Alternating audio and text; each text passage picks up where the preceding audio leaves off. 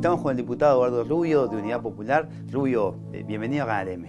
La verdad que un gusto estar acá, muchísimas gracias por la invitación. Bien, es un momento muy especial en el ámbito parlamentario, en el ámbito del país. Hace pocas horas renunció el vicepresidente de la República. Y bueno, se genera como otro panorama de aquí hasta el final del periodo de gobierno. Renunció nada más ni nada menos que Sendik, quien fuera de alguna manera la figura visible del 26 de marzo hace muchos años. ¿Cómo están viviendo este momento? Bueno, Sendik fue un militante del 26 de marzo hace muchos años. Y a veces se confunden que aquellas personas que tienen más exposición pública pueden ser las personas de más peso dentro de una organización. No es el caso nuestro. Obviamente el papel que tuvo Raúl como parlamentario nuestro lo puso en un gran nivel de exposición y cumplió su papel. Ahora, aquel Sendik que conocimos nosotros de la militancia sacrificada, austera, sin recursos, recorriendo el país, desafiando todas las inclemencias, ¿verdad? No lo reconozco en este Sendik que quedó luego cuando rompió con el 26 y se quedó con el poder, que fue una opción personal que hizo. Y creo que en ese cambio de actitudes, de valores de referencia, de forma de encarar la política y de visión del mundo y del país, hay también una pérdida de referencia en los valores que lo llevaron a lo que fue. Y nosotros lo vivimos desde el punto de vista político, no lo puedo llevar al plano personal, no corresponde. Creo que una situación dolorosa, penosa para él como persona, pero es dolorosa y grave para la fuerza política que él integra, porque sigue siendo militante del Frente Amplio, y una situación grave para el país, En relación a esa vinculación, yo lo he dicho en estos días, porque tiene que ver con esa pérdida de referencia y de valores, ¿no? Hace 3 años, tal vez, cuando estaba en la campaña electoral pasada, en una entrevista que le hacen a Sendik, le preguntan por sus viejos compañeros del 26. Y en aquella instancia Sendik dijo que sentía pena por nosotros, que nos veía aislados, solos, anclados en el pasado, fuera de la realidad. En la historia 3 años no son nada, ¿verdad? Y creo que la historia ha demostrado quién está solo, quién está aislado, tal vez quién perdió puntos de referencia con la realidad.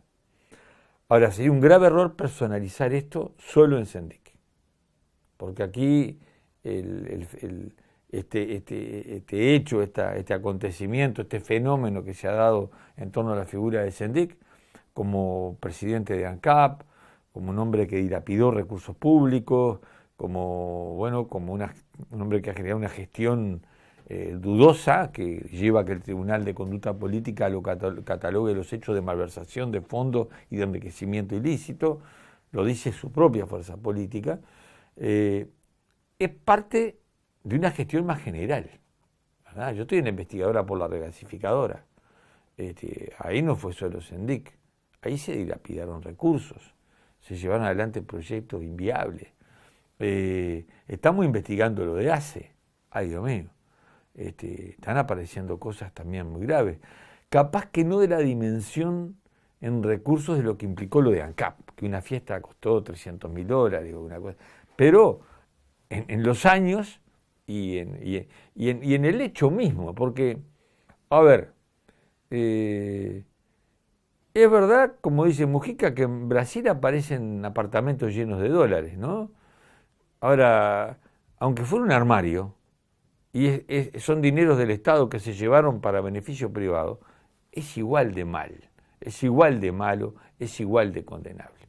Pues entonces, lo de Sendik muestra un fenómeno en cuanto a cómo se encaró la gestión del Estado por parte del Frente Amplio.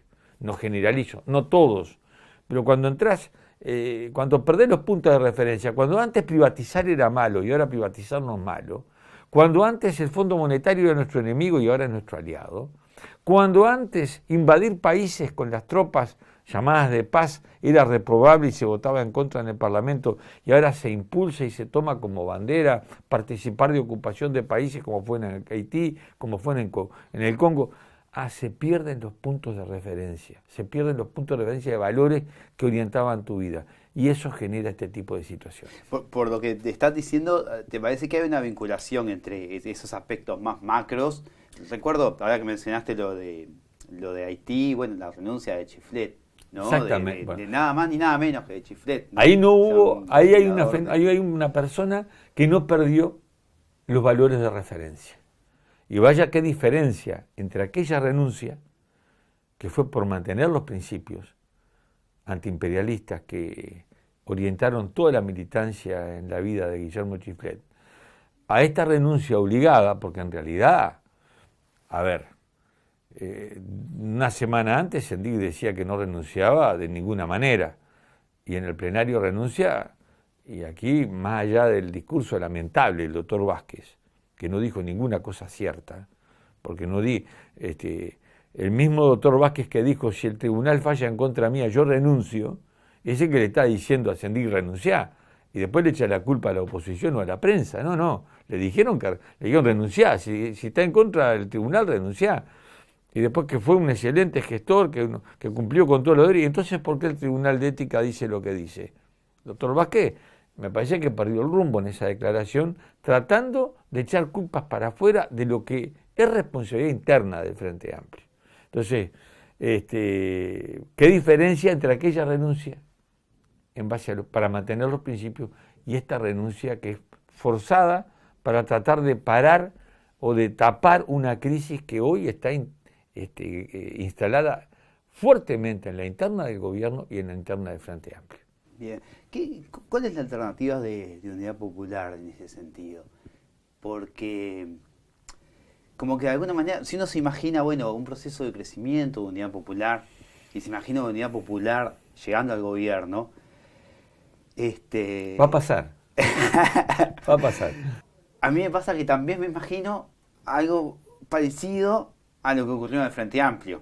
O sea, como bueno, un corrimiento hacia el centro, y de alguna manera ir asociándose con el sistema capitalista, ¿no? Para terminar ser un mero administrador del sistema ese. ¿Por qué eso no ocurriría con Unidad Popular? Porque ya no ocurrió. Nosotros estábamos en el Frente Amplio cuando el Frente Amplio llegó al gobierno. Podíamos habernos quedado a ser socios del capitalismo, a administrar el modelo, y rechazamos eso. Nos fuimos del poder. Yo no sé si hay otro ejemplo en el país de un sector político que se fuera. Bueno, sí hay. Germán Michelini y Álvaro Roballo se fueron del partido de gobierno en aquel momento, el Partido Colorado, para fundar el Frente Amplio. Y nosotros nos fuimos cuando recién había ganado el Frente Amplio.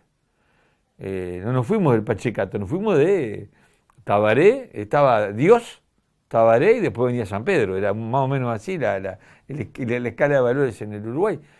Y nosotros percibimos prontamente que una vez que se nombró Danilo Astorre como ministro de Economía, y que se pactó en abril, se asumió en marzo, y en abril se firmó la carta de intención con el Fondo Monetario más lesiva de la historia del Uruguay, y cuando se instala UPM en Fraiventos, y le decimos en aquella mesa política, la primera en la que viene Tabaré como presidente, decimos, Tabaré, ¿por qué autorizamos a UPM?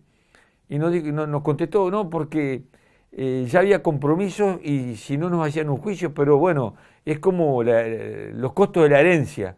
Pero la herencia la puso ahí en caja de ahorro con un interés altísimo. Van 3 plantas de celulosa. O sea, nosotros nos enfrentamos al poder, nos fuimos. Por tanto, rechazamos esa alternativa.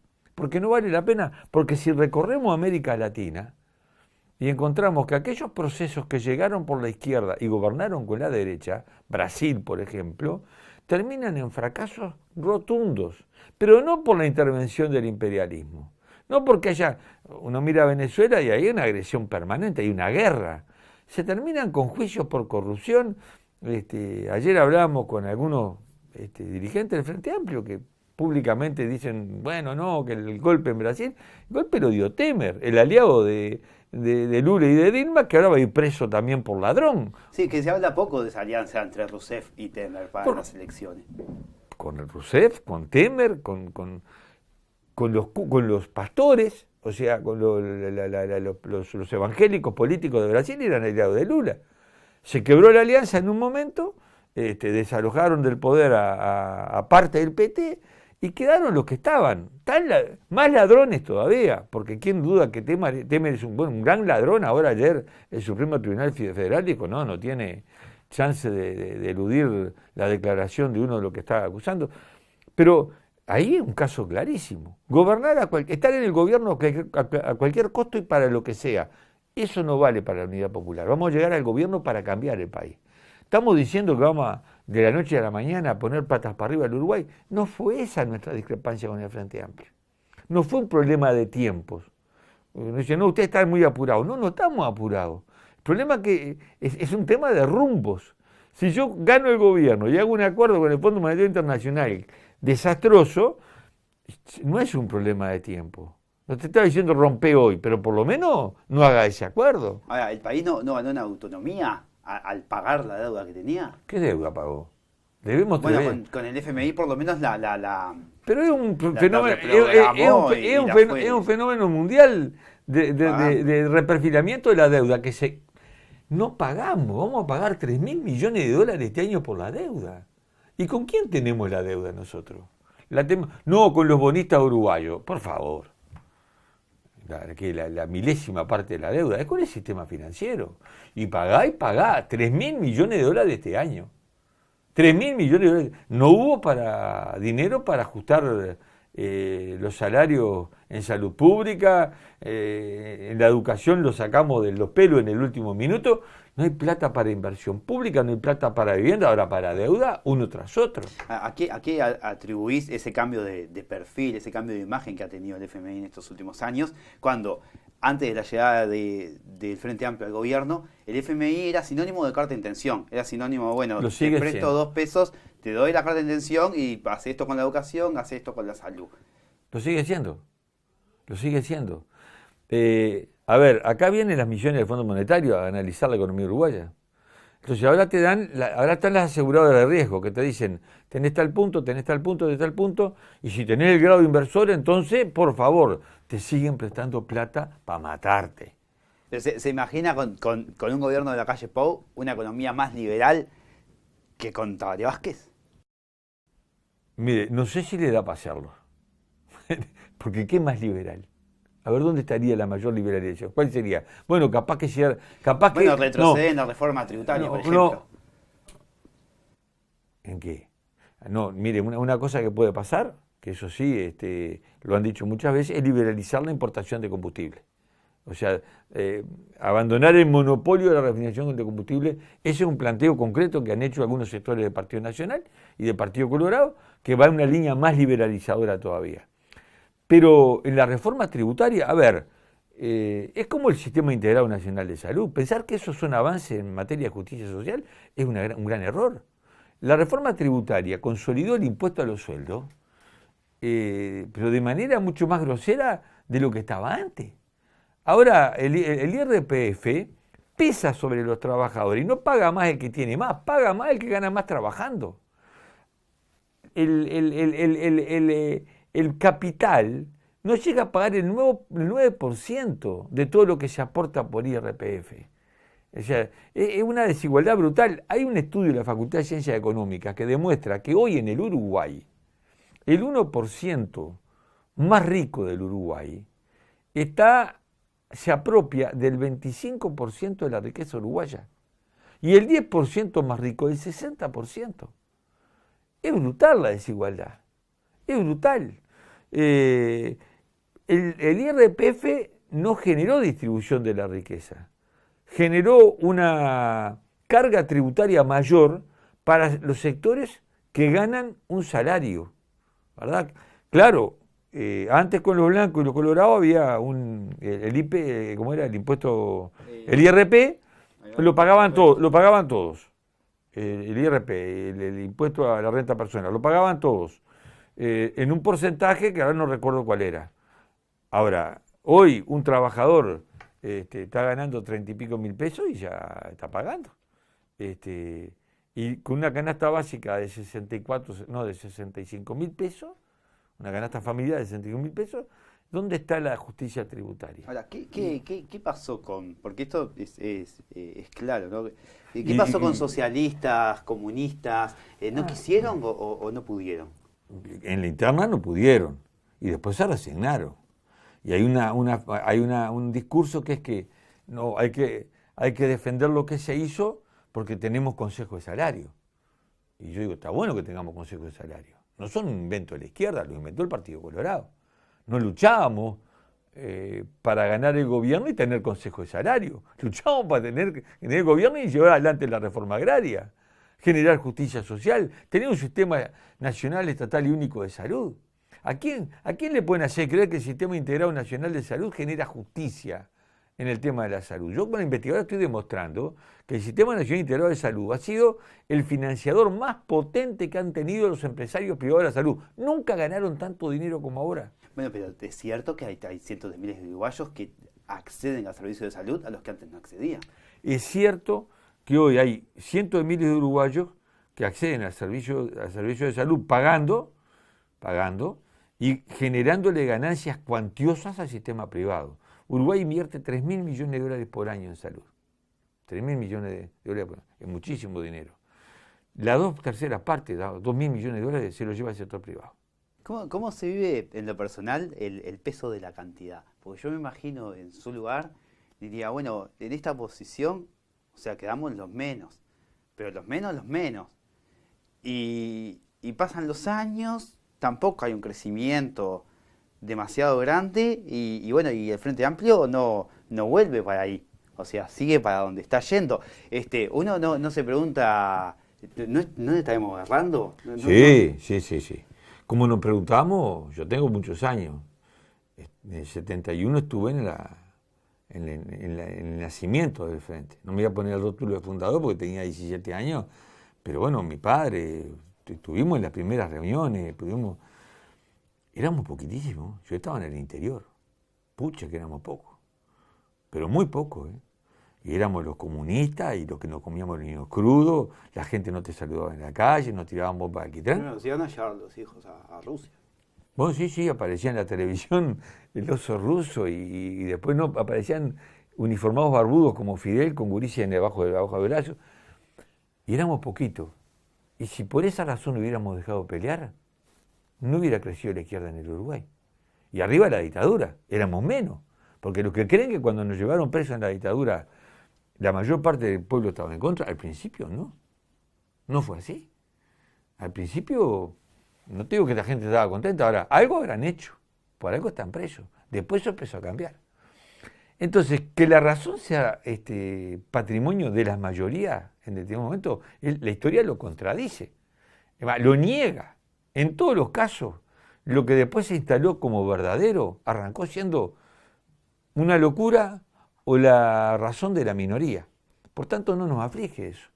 Es más, en la vida, normalmente, bueno, Artigas tendría que haberse ido para la casa el primer día, pues estuvo siempre en minoría, siempre. Es más, lo traicionaron hasta acá adentro, ¿no? Entonces, ese argumento de si son pocos y están equivocados, vale para que uno reflexione. Ahora, cuando veo lo que pasa, y cuando vemos que cae un vicepresidente, y cuando vemos que la desigualdad social crece, y cuando vemos que la tierra cada vez menos nuestra, y cuando vemos que todo lo que se postuló como, digamos, los principios que animaban la lucha de todos nosotros quedaron por el camino, uno dice, no estamos equivocados. Hay que seguir peleando por esto porque es por lo que queremos pelear. Porque la alternativa, ¿cuál es? La sociedad del consumismo, la dependencia, esta globalización. Esto es alternativa para la humanidad. La depredación del medio ambiente, la pérdida de valores, donde ahora o sea, la pérdida de valores en la sociedad no es que la gente nace mala, es lo que la sociedad te da como valores, con sectores excluidos absolutamente de la vida económica y social, con un sistema educativo en crisis, ¿no? En crisis, pues además nos vienen las pruebas PISA. ¿Quién inventa las pruebas PISA? Es que tenemos que seguir ese mandato, tenemos que generar una educación humanizadora que nos genere hombres libres, ¿no? O hay que educar simplemente para el mercado. Esa es la razón. Entonces, podemos estar equivocados, creemos tener razón, y cada vez somos más. Porque cuando rompimos con el Frente nos dijeron, ustedes van a vivir 3 meses. Lo dijo Borobeto, que era el presidente del Frente Amplio. Bueno, vivimos un poco más que 3 meses. En la primera fuimos a una elección y no llegamos a la Cámara de Diputados. En esta elección llegamos y nos sobró. Hoy las propias encuestas en general nos están dando con un crecimiento, y los encuestadores te dicen, el 1 hoy te implica en realidad bastante más, están duplicando lo que tuvieron en términos electorales. Ahora, en términos de cómo nos ve la gente y qué piensa la gente de nosotros, el cambio es sustancial. Silvio, muchísimas gracias por estar acá en M. Gracias a ustedes.